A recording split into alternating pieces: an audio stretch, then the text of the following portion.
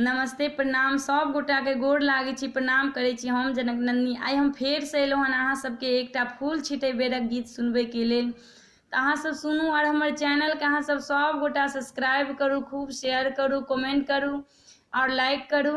और हमर चैनल सेहो अछि मिथिला सिंगर जनक नंदिनी क के, अहाँ सब गोटा हमर फेसबुक पेज के सेहो फॉलो करे जाइ जाओ।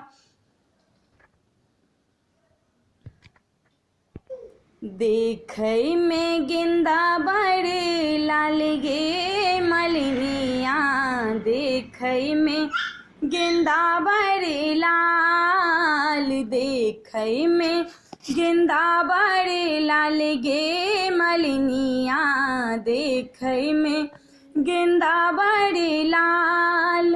कथी में लोढ़ब बेले चमेली, कथी में लोढ़ब बेली चमेली, कथी में लोढ़ब गुलाब गे मलिनिया, देखै में गेंदा बड़े लाल, देखै में गेंदा बड़े लाल गे मलिनिया, देखै में गेंदा बड़े लाल।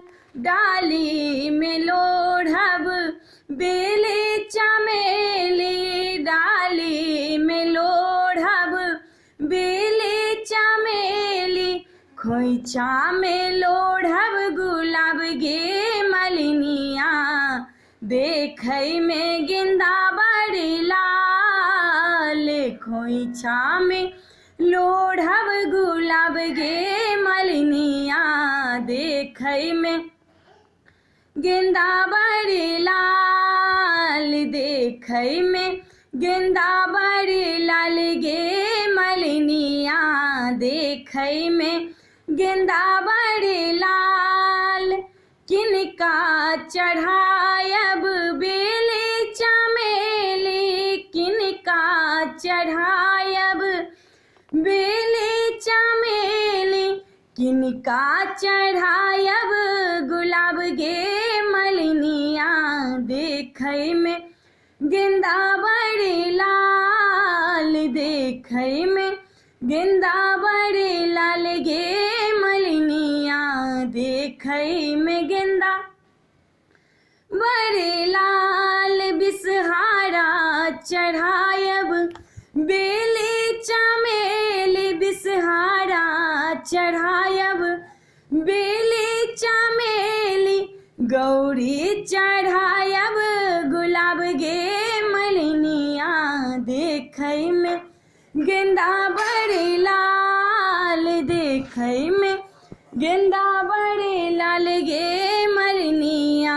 देखै में गेंदा बड़े लाल।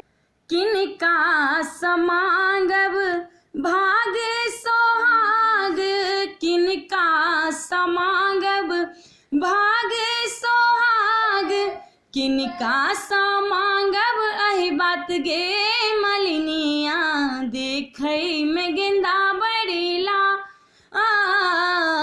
किनका समांगब अहि बात गे मलिनिया, देखै में गेंदा बड़े लाल, देखै में गेंदा बड़े लाल गे मलिनिया, देखै में गेंदा बड़े लाल। बिसहारा समांगब भागे सोहाग, बिसहारा समांगब भागे सोहाग, गौरी समांगब अहि बात गे मलिनिया, देखै में गेंदा बड़े लाल, गौरी समांगब अहि बात गे मलिनिया, देखै में गेंदा बड़े लाल, देखै में गेंदा बड़े लाल गे मलिनिया, देखै में